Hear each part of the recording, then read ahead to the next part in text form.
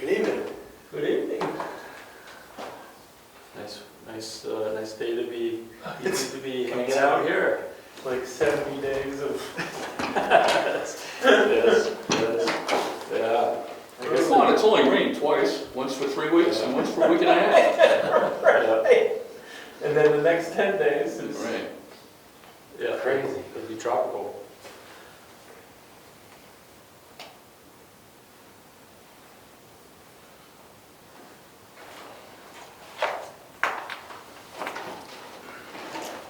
Alrighty, it's just about 7 o'clock here.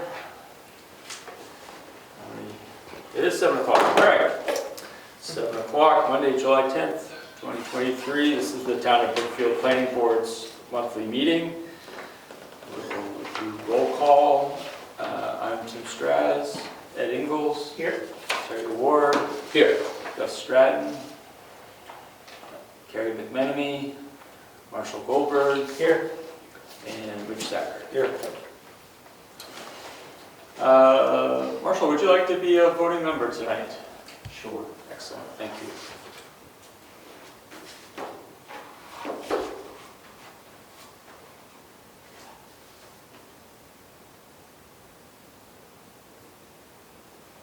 Public comments? None? Announcements, correspondence, mail. We received a subdivision application for tax map 4, lot 8. I understand it arrived, it's dated today. Per our rules of procedure, the application shall be filed at least 15 days prior to the meeting in which the application will be considered for acceptance. So we will not be able to look at this at this time. We will save it for our August meeting.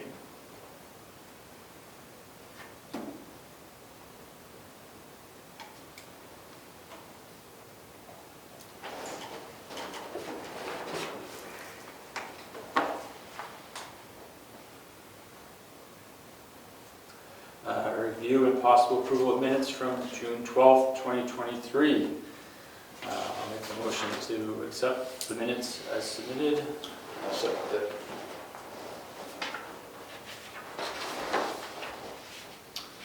All those in favor, please say aye. Aye. Opposed? Abstained? All right, all business. RSA 155E discussion, so there really isn't much to discuss because we're trying to plan a meeting with the town lawyer. I was talking with her today. She could meet July 25th, which is the week between the selectmen meetings. I think that's good. It's a Tuesday? It is a Tuesday, yep, Tuesday the 25th. That's either that day or September. She's off for the month of August. Really? Yeah, the 31st to September 5th.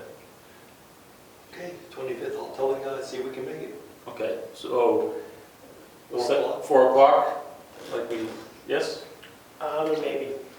I won't know until a day or two before. Okay, fair enough. Sorry about that. No problem.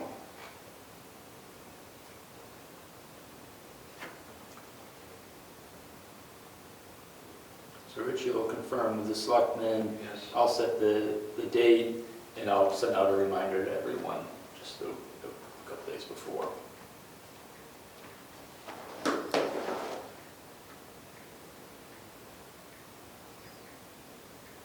All right, moving on, master plan. So Ed, thank you for taking a look at it and providing some comments. I sent along the Ed's comments. I have not had time to look at it, but I didn't know if we wanted to discuss procedural process tonight rather than the actual document itself.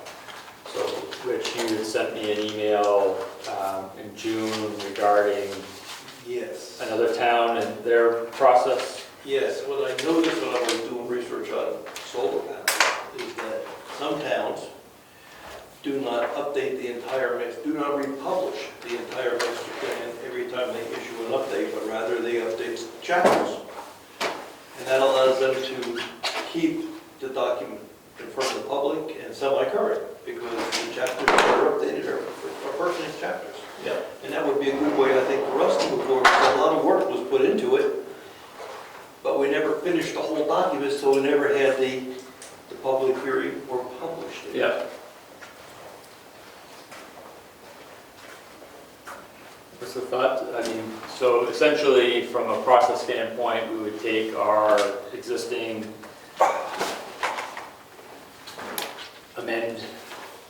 we could just amend a couple sections and then A couple of chapters. have a public hearing, post it, and I that's would it. think. But I saw on the other websites where they kept the whole document and we just kept putting new chapters into that document. Mhm. Talking about the master plan? Yes, Yes. yeah. That's one we took a long time to put that. But every time you make a correction or an alteration, you have to have a hearing, correct? Yes, but it does not require a vote at all. It would be a public hearing just to present the updates, and then we would vote to accept it as a board, and then we could publish it. And we could do that during our regular monthly meeting, no? Yes, we would just have to post it, ahead of time. Then we'd have the public hearing. Then I can see that would work, I suppose. Instead of a separate meeting, that's all.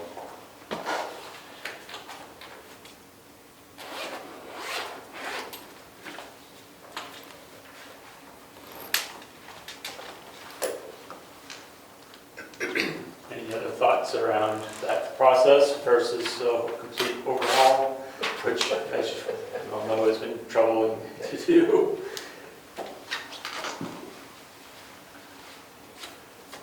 Well, there's a lot of redactions in the present master plan proposal. Yes.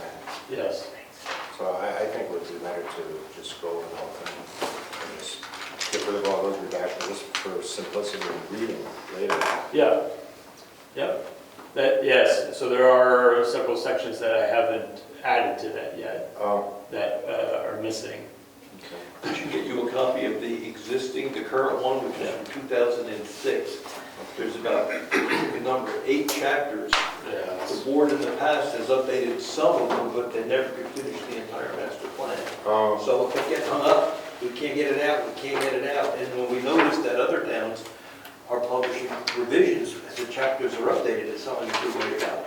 A lot of work was put in, it just put a lot more work in, Yeah. but we got to get it published, and instead of attacking the whole document, let's do it in phases. So something like solar, if it's not in the master plan, then it doesn't roll down into zoning or town planning to execute? The master plan is independent of the zoning ordinance. So it's more of a vision statement and guidance for what the town foresees its makeup rather than specific items. So geothermal, wind, I mean, you could... It's more higher level, it's like Yeah. maintain the aesthetics of the town, would be in the master plan. Then you'd have Right. zoning that would regulate how that is going to happen. Yeah. So the master plan isn't a legal binding document. Kind of a wish list. Yeah, it's guidance. Okay. Yeah, and the master plan is published on the town website, That's what I was checking. so you can download it. We're looking at it, it's large, but it's all very old. It is. 2006. Yeah. I mean, I have the 1990 master plan. I don't think it's been So when we digitized. go over the master plan, it's online, it's on the town website. Should we, because you have a lot of corrections, redactions in what you submitted on the, or what you posted on the... Yep. Should we go through that and edit out what you have questions? Well, we've done some of that, we have done some of that in the past, and so I've been just taking those edits and adding them to the document that you printed. All right. So we're just missing, I think I got up to 2.05, I think we're just Yeah. missing And what did you 6, 7, do and with the 8. document? You put a lot of work in, what did you do? I just made a few edits, but I moved, there was that 5 pages of the history of the town hall building, which isn't really, I mean, it's a good appendix, but it's not really part of the body, so just move those out. So when I looked at it at home, there was a lot of red. That's what you changed? You Yes. pulled a lot out Yep. and did some words with it. It's still in there, it's just that it's It's at the back. Yeah. The way it's written, it's more things that we should, I don't know what the right word, like preserve this, preserve that, and then all of a sudden you've got this 5-page history of the building. It's not, it's not parallel Right. structure or Yeah. That makes sense. I mean, we could make this super simple. Take the, well, maybe not that simple, but take the existing document and just update it with what we have from the Historical Commission and publish it. Well, there was a lot more work done than that. Right, there was. Yeah, I mean, we can look at the other sections. Which I think is in the document that they Yes. worked on. Yeah, I mean, we can just take that note, we would have to note, I can't recall, there in the back they have a revision page, we can just note what was revised, or sections were revised.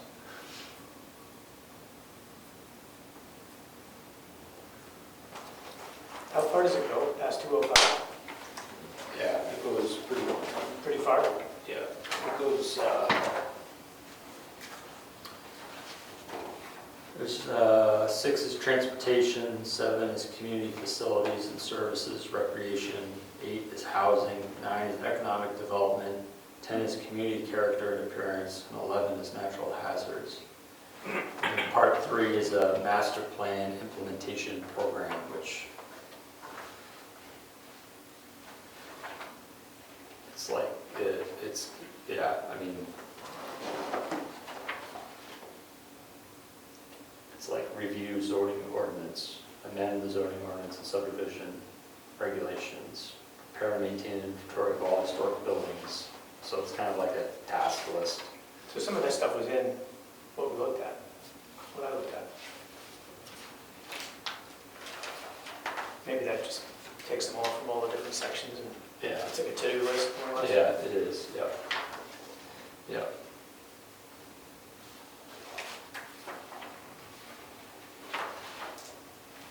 Well, I think your suggestions are just good, because we've been, it's been 4 years or so that we've been working on this, off and on.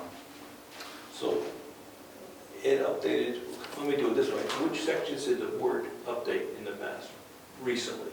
1, 2, or section up to 5? Up to 5, yeah, So why don't we focus on that? yeah. Does that sound fair? We could ask the Conservation Commission, they keep saying they're gonna submit theirs, but they haven't submitted it yet. Can I see that? Absolutely, yeah, you're welcome.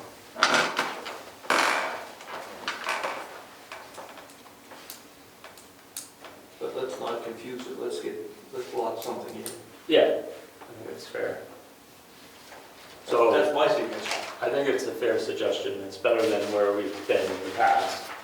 And it makes it more manageable for all of us to move forward with it. So I would propose that, I have the original document and that I was kind of pulling in everything. I can just dump everything else into what we currently have going, your edits there, Sure. and then we can just incorporate your revisions. And then we'll just review it. Yeah, yes, yeah. But we'll have to just have a revision document page at the end. I'm happy to go through the rest of it and make edits if you want, if you can send me the Yeah. outline version. Yeah. I mean, I'm sure there's not as much as, the big thing was just pulling those 2 sections out and putting them.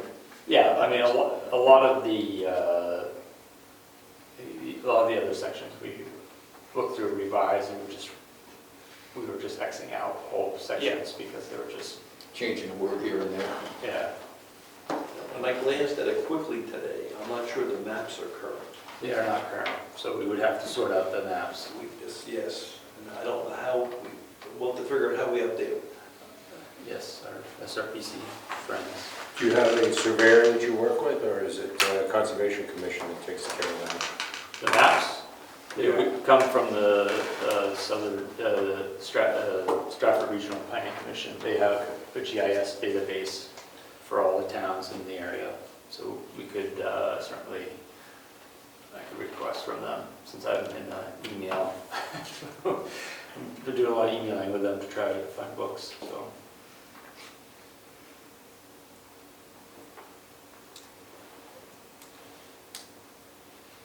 All right. I know the Conservation Committee has, or Commission has maps on aquifers and things of that nature. Yes, and they very well could be pulled from the SRPC data, as they manage all that GIS data. Because you can go online to their site, you can go to each of the member towns, and you can do all those different overlays and view them. You would just have to get the document from them.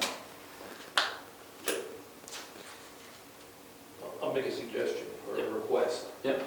If we can get the working document earlier, Yeah. we'll have a better shot at reviewing it before the next meeting. Yep. And I just scanned it quickly today. Yeah. Certainly. All right, so there's something in action here, and I will sort it out. Let's chat about solar installations. So last meeting we discussed commercial and residential. Certainly this is an item we want to discuss on the 25th with the town lawyer, but we're going to do some research on the different zoning we may find in neighboring communities or elsewhere in the state. Pass this out.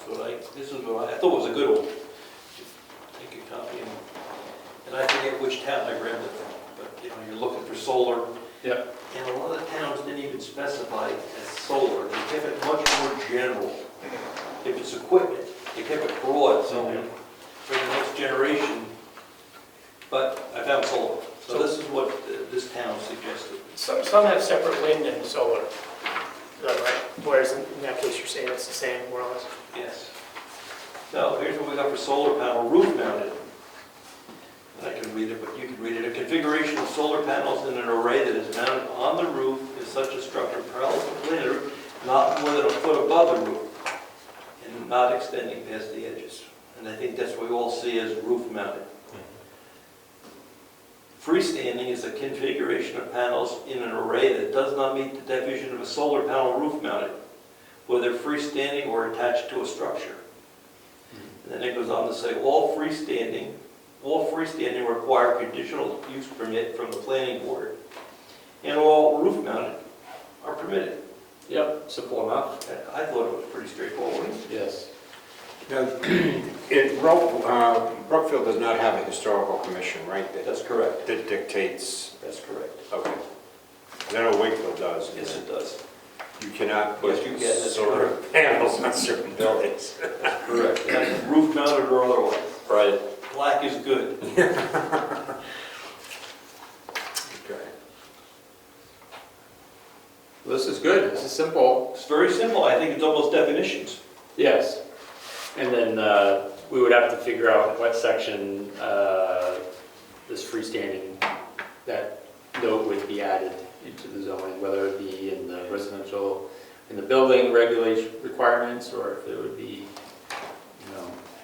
We might get in trouble with respect to what's required at a public hearing for a freestanding. So I pulled something similar from the same town, and it talked about outdoor mechanical equipment, very broad. Ducts, fans, solar panels, provided they are installed in a location which create the least disturbance to the historical appearance of the building and which involve a minimum alteration to the structure integrity. Any outdoor mechanical equipment will have that will be visible from the public right-of-way shall be considered a major impact and be reviewed by the Historic Commission, but we can change the words there. So anything from the road is a major impact, if we want to start putting further meat into that, or put something like this into the zoning, and so in the future, we cover future technology. Well, I think that, right, yeah, well, I think that one also, you can get into some trouble, because you're actually you're saying where things can be placed. Well, there's that issue with the Nelsons across the street from the Nelsons.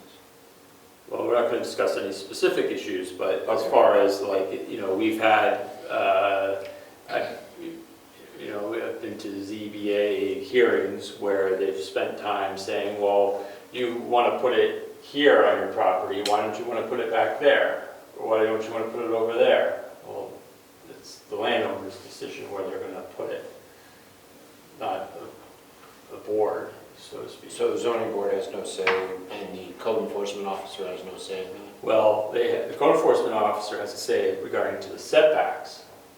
It has to conform to all the setbacks. But, so that, I think that is a lawyery question. That'd be fine, but I think if the zoning said conditions based upon visibility to the road, then you have some room to operate. Then it's more than just setbacks. I mean, if it's. But if we think of this in context of some of the other discussions we've had, say home-based businesses, where we're concerned about placement of equipment within a home-based business. Yep. So we didn't, when we established that zoning this year, we didn't put specifics saying where it could be located on the property. We just said you had to go before the selectmen in order to get a permit. Yes. So we haven't tested what that would look like if somebody said, I wanted to put, a big barbecue pit, trailer and all of that in the front of my property and run it for events. If they came and said that we're going to put it in the front yard, would the selectmen say, well, you can't put it in the front yard because it's visible from the road, go put it in the back? I think today, you'd have to let it be in the front yard, because nothing in our zoning says anything about visibility from the road. Right. So the front yard's beautiful as long as it's not noisy. Right. Well, Barrington says here, a fixed ground-mounted residential solar system shall not exceed 15 feet in height at any point. A tracking ground-mounted residential system shall not exceed 20 feet in height at any point. All ground-mounted systems located in the front yard shall be reasonably screened from abutting residential properties/roads. Reasonably screened, it's nice words too. Yes. How do you reinforce that? But And a lot of very mature arborvitaes in town. That won't even cover it. right? The one I sent around from Brookfield, Mass. calls it visual impact mitigation. Okay, same idea, right? And I think that's the big issue. No one really cares if you have one. Right. They just don't see it. Right. They also mentioned in here, ensure they do not create a glare hazard on roadways or excessive glare to abutting properties. What do they use for terminology for visual impact mitigation? I'm just curious. And there's a huge paragraph, but. I mean, is it a lot more than reasonably screened? The site plan should be designed to maximize the preservation of on-site and abutting natural and developed features. Existing vegetation shall be retained to the greatest extent possible. Yeah. It's kind of consistent with the master plan, kind of stuff that we've been talking about, but. Let's see. Design of the installation shall consider and incorporate human design landscape features complementing physical features of the site. Whenever reasonable, structures should be screened by vegetation and or joined and clustered to avoid adverse visual impacts. And they also call the aesthetics public welfare. Public welfare, that's good. So who enforces that? Selectmen do the enforcing. If they don't like the call, they go to the ZBA. See, No, what I mean is, let's say it's approved, right, under these guidelines that are vague. I get the point. Yeah. And they say, okay, great, and, we say, okay, great, go ahead. So then they don't do it. It is visual. Yeah. So who enforces that? Yeah, The selectmen We do? wrote a letter. through the code enforcement officer. First, the code enforcement officer will go and say, you try to catch them before they do it. It's a lot easier before they do it, of course. Of course. You're not in compliance, you gotta make the following changes to be in compliance with the zoning. That's what they would say, the code enforcement officer. Who is that in our? Nick Angelo. And if it doesn't work out, then the selectman would write a letter saying you're in violation. Okay. And if that doesn't work out, we ask the attorney to write a letter quoting our zoning. And if that doesn't work out, we go to court. This goes on to say that they have 5 years to have the vegetation screen the structure from the public road view. I was wondering about that as I was writing it down. I was like, well, Yeah. what the time was. Yeah. It's interesting, because our zoning board made that mistake. They said you have to screen the solar panel on Governor's Road, but they didn't quantify how long you have to take to screen it. So they went back to them, the ZBA went back to them and said, hey, come on, guys, it's taking too long to grow, you gotta get this stuff up. But you need to have 15-foot pine trees or whatever growing. Yeah, so like quantifying 5 years is a good move. Yeah. Well, these are some great items here. Well, it also said in here that the ground-mounted ones need to have a conditional use permit. Yep. The roof-mounted ones do not. Yep. It also said a detailed sketch, floor plan showing the installation area of the site, a detailed sketch of land clearing or grading required for the installation and operation of the system, and the location of all equipment to be installed on site, including utility connections. Points of equipment, the maximum extent practical, all wiring associated with the utility connection shall be underground. And that's all good stuff. So the question is, does our site conditional use permit require all of those items? Would be kind of, I think I was thinking from a process standpoint, if somebody submitted a conditional use permit for a solar installation, freestanding solar installation, you would have to be, much like this subdivision application, which would have to have what Terry has listed. So I think we would have to review our conditional use permit to make sure it would cover what is required for that installation, rather than spell it all out in the zoning. Can you have a special, if you want a special? But this one even goes on to talk about emergency response. If there's fire on site, that some of the equipment, the fire department has got to be able to get in there. There's got to be a shut-off location that they can easily access. It goes into natural resource impacts and buffers, land clearing. It goes into a little more description. There's some pretty good stuff in here, I thought. That's why I sent it on to you guys. It only went to me. It only went to me. Oh, really? Yes, yes. Oh, I thought it said send all, the choices. Yes, Blind copy. it's a blind copy though. I didn't get it. That doesn't work. You didn't get it? No. Well, sorry about that. I just trying to save not printing it. Because I wasted all that. Those should all be probably covered, like the emergency access, hazardous materials, noise generation, drainage, those types of things. Decommissioning is a good one. Yeah. What happens when it's, that everybody's got a modular nuclear plant and solar's fascinating Yeah. 20 years from now? Well, then when you have a bunch of batteries. Maybe we should print it. Thorium reactor will be all That's set. the big new thing, is these Yes. modular nuclear, so we Yeah. probably know. They're like this big, it runs a house Yes. for free. Can you wirelessly print to the printer in there? From I your phone? cannot, no.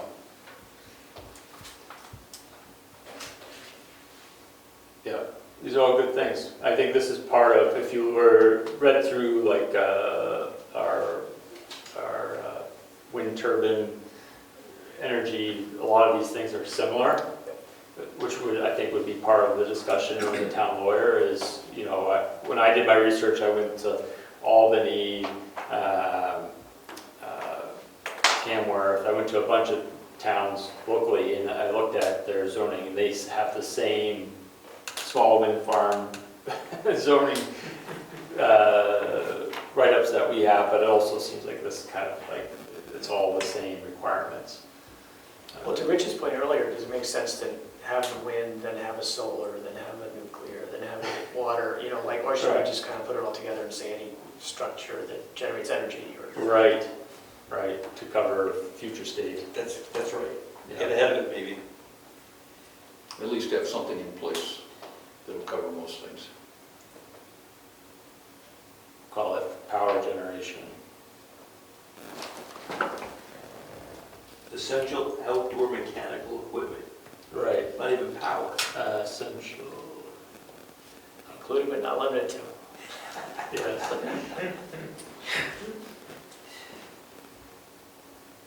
This even mentions hot water solar systems. They were popular So does years that, ago. Do does you outdoor, have outdoor furnaces? requirements for Yeah. those external wood-burning stoves? Those, Yeah, I was just saying that, the external furnaces, right? yeah, Yeah, we don't have one zoning in our town for But that. that would fall under. there's a lot of nowadays. people, there's a lot of those around town. But there are, in my research I saw, there was zoning in other towns for that. Yeah. If we combine all that power generation though, for energy generation or external Power generation. mechanical structure or whatever, it would Right. they do tend to be closer to the house, they're not like, But close to the road. for what I read, you want to keep the stack high to keep the pollutions up. Yeah. And some people have it pretty short, so everything drifts to the neighborhood. Well, the further it is away from the home, the longer it's got to travel to get to the home, so Yeah. they want it close to the house, I would imagine.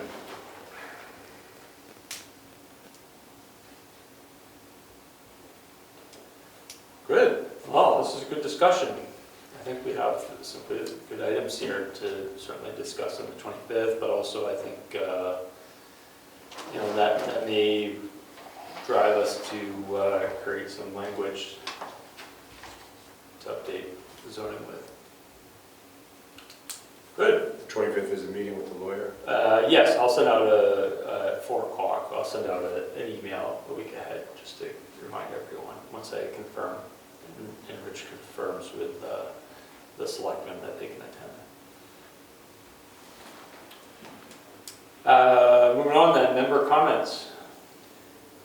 Anything on this side? I was wondering if anything has been done about that one situation when the Nelsons came by, if the owners have been notified. Oh, yes, the owners have been talked to, the installer's been discussed, it was been discussed with the installer. He's coming to the next selectmen's meeting to try to convince the board of selectmen that he's in compliance with the zoning. He asked for that meeting, so he'll be coming, pleading. And if we say no, then he's prepared to go to the ZBA immediately and ask for a variance. Who's the installer?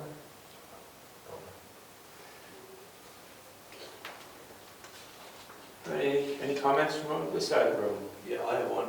Okay. Selectmen received a letter that there is a lot line adjustment going to take place for property in Wakefield, but the lot also extends into Brookfield on Carney Road.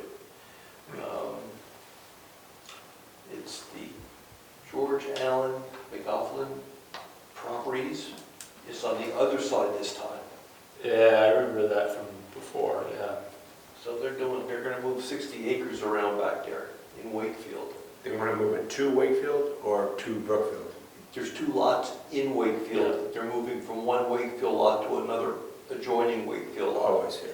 But one of the lots abuts Garney Road, which is in Brookfield, but they're not touching that. They're just, so the select board were informed because we're abutters, the town's an Yeah. abutter.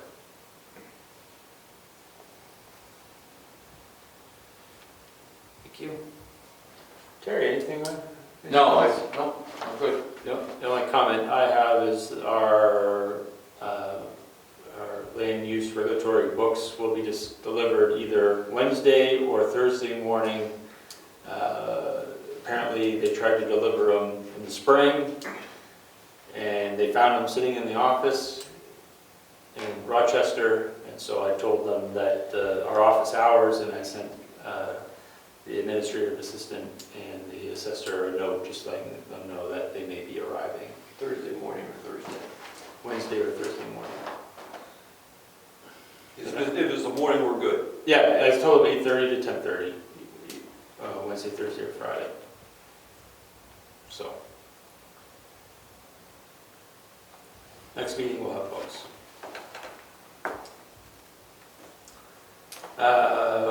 Our next scheduled meeting is August 14th, 7:34. This meeting is adjourned.